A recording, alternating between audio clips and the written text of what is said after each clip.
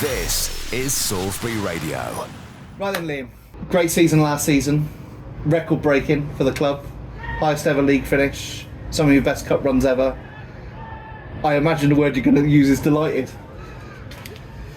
Yes, I suppose you could say that on one hand. I think, I'm always looking to strive, as you know. We spoke at the end of last season when we reached the pinnacle of the playoffs. And you asked me where we'd finish, I wouldn't tell you, but my aim was to be in that top 10. I thought realistically that's definitely an achievement we could have.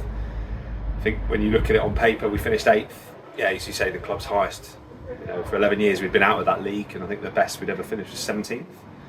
So to really put a stamp down as being, as people say, the best side Lavy's ever had is a great achievement. But that's on one hand, and on the other hand, when I count up the points, we probably dropped about 25 points by being a bit inconsistent. So we went into that league with everyone writing us off, which is the best way we could have possibly gone into that league. We've always been an underdog, which we loved. We were underdogs in the playoffs, we were underdogs in that season build-up, so we were destined to go down last year straight away, in many people's eyes. So it's great to be able to turn a few heads, but really that's not what we're about. We're about achieving good things, and the club have worked really hard. We've got some really good people here who are passionate and really buy into what this club's all about, and there's a real driving force behind it, and it's a lot of individuals that come together as a collective, and the boys get the opportunity of playing at a great location, a great setting down here. So we could have done better, but yeah, I'm overall I'm happy. Does some of that inconsistency come with the age of the squad, the inexperience at that level? Was there sometimes a bit of naivety that you're hoping won't creep in this season?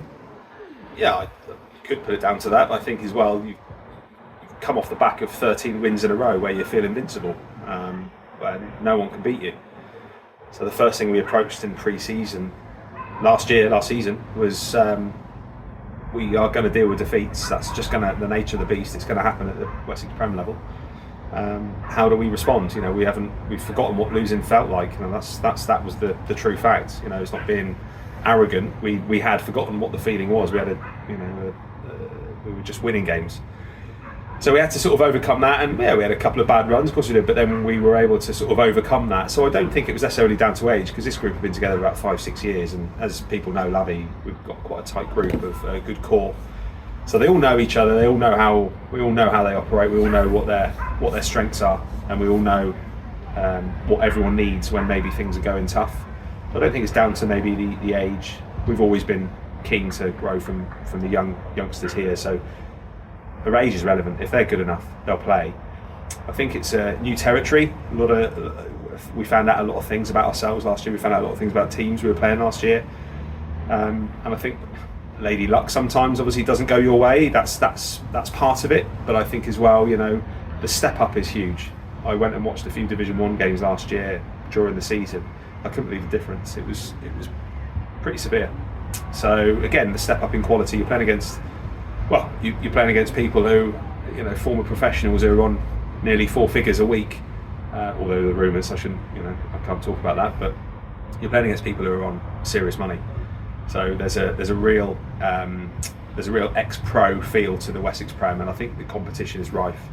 So you're playing against quality as well. That's the other thing. You've got to remember you're playing against some good sides who are well drilled. They've got some great tactics, and teams like Horndean deserves to go up, because the way they played their football they were the best team by none. By probably quite a distance, if I'm honest with you.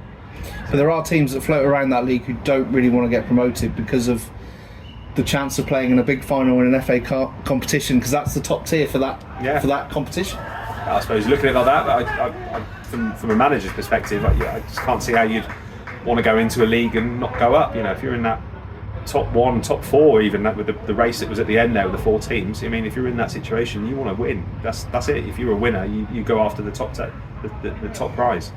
You wouldn't sort of take your foot off the pedal and not do that. So yeah, I don't really buy into that. But as you say, you've got the cup runs, and we saw what US Portsmouth did from Division 1 a few years beforehand.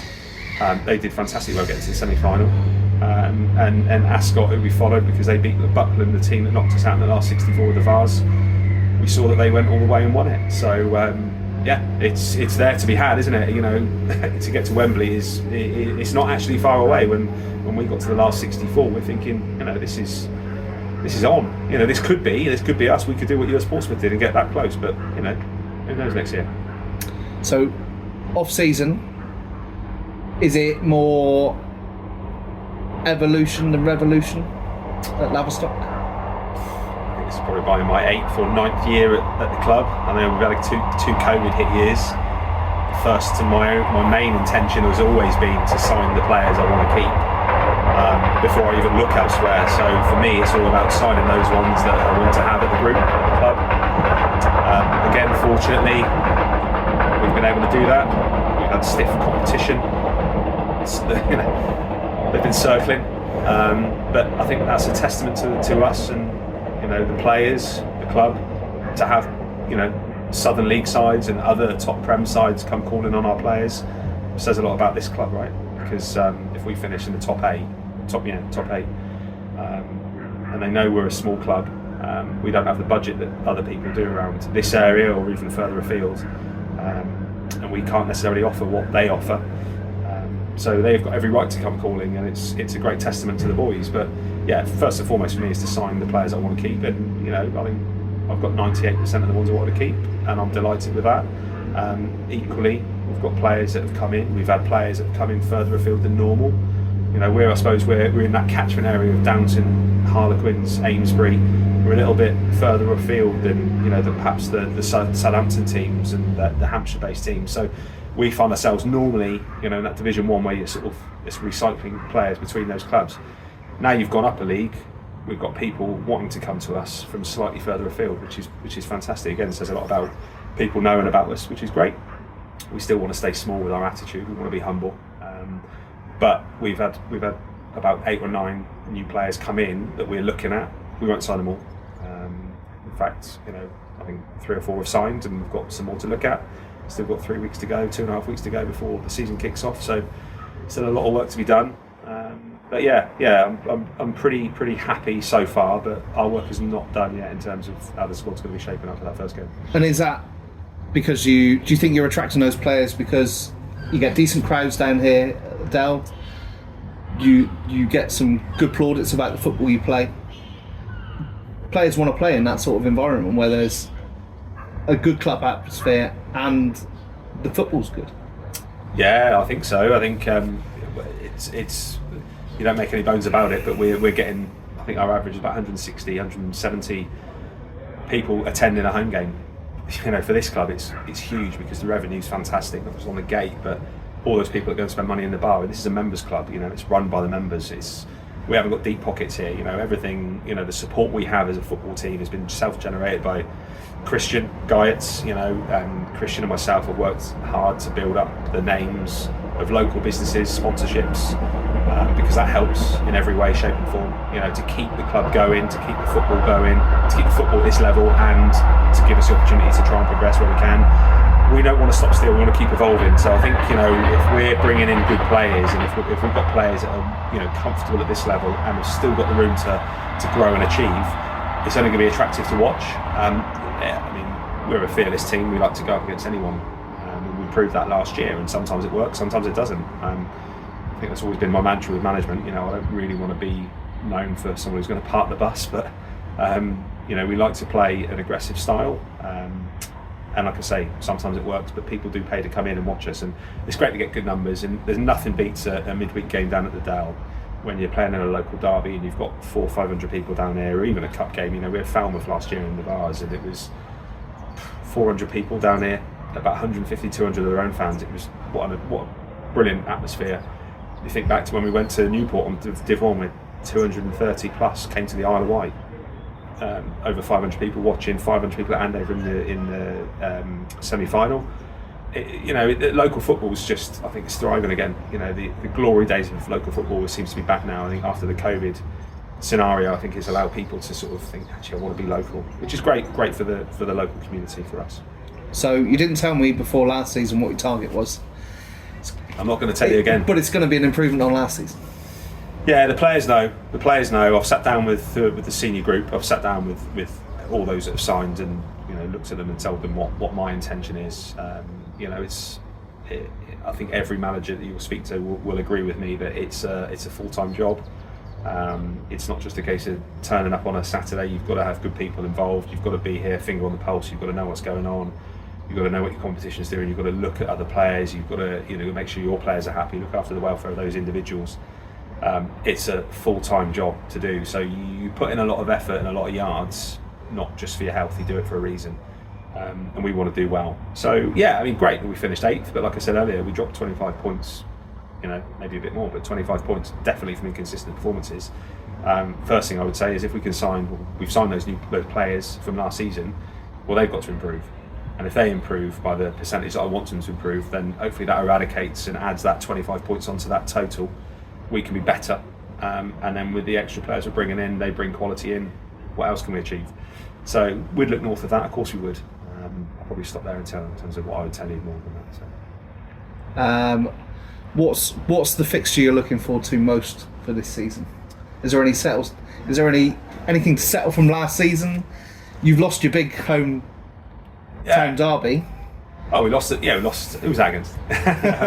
No. You've lost them as they've been promoted. Oh, I see. Yeah, no, totally. And actually, yeah, from a football fan perspective, and also, like you say, there's nothing better than a midweek derby game down here where the crowd is full. We won't have Downton, Amesbury, and Bemerton in our league this year, which actually, it's a shame on one hand, but it means that we've got to hold our own and do this area proud in the Wessex Prem. That's our responsibility. I would say I don't think we've got scores to settle. There's some poor performances we put in last year that we want to right the wrongs, but equally we want to put in those performances against the good teams that we did and show that it wasn't just a one-off. I can think of Porchester down here. We battered them for however long, and an own goal separated us at the end of it. And that's that. So we'd like to sort of go and show them what we can do. But then look at the draw for the FA Cup against New Street. We talk about derbies.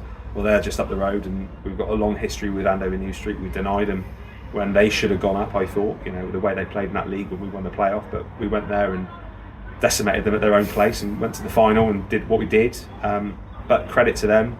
Jamie's kept his side together and deservedly won that league last year, and now they're in the Wessex Premier where they deserve to be. So they'll be chomping at the bit to come to the Dell for the FA Cup game, and I've got no doubt that'll be a massive crowd here. So I think whatever you're doing, we want to be down here to record that game. But we'll look forward to that game. But to be honest, mate, we'll look forward to them all. We're playing at the top table of Wessex football, so we're delighted to be here. We deserve to be here.